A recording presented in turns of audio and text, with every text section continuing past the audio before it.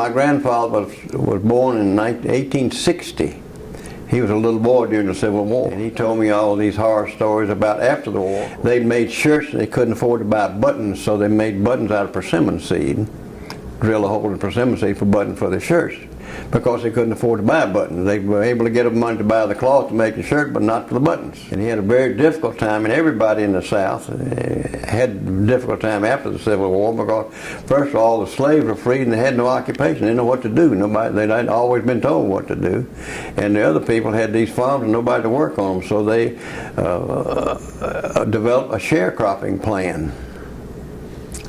And my father brought my grandfather's farm in the end of the sharecropping era, and we had on that farm, he had about a 600-acre farm, about 5 sharecroppers whose men and their families lived in the house, and they furnished the house, furnished them a place to build and have a garden, a place to have cows and pigs, and they made a crop, and the father financed everything. At the end of the year, they got out the books and they halved the profits. So sharecropping went on for a number of years. I guess it must have stopped about in World War II.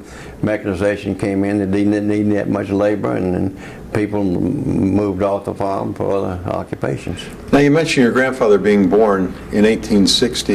Were there any stories that he might have had about his parents possibly in the Civil War or whatnot? No, his father was in the Civil War. He was a doctor. And I was doing some research concerning the family cemetery, and I looked up his enlistment papers. And he enlisted with a horse, and they had to value the horse on the enlistment papers. He was a doctor, and he was a captain in the Civil War, and then they petitioned him out. In that county where he came from, there were no doctors, and they got him out of the army to be a doctor in that county, the only doctor in the whole county. And then he organized what they call the Carroll County Rifles, and he was a commander, like a militia, local militia. Right.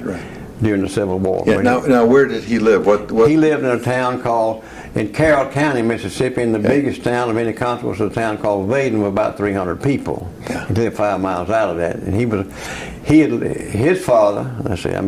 his father had bought that land years before, and he'd given it to him.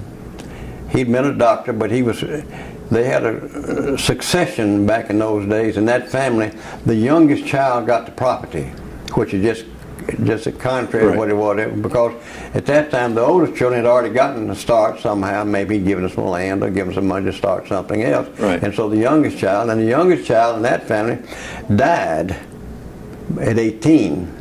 And my great-grandfather was the next child. He was over in Arkansas practicing medicine. He moved back over there and took over that farm before the Civil War and had his medical practice out of that house in that farm.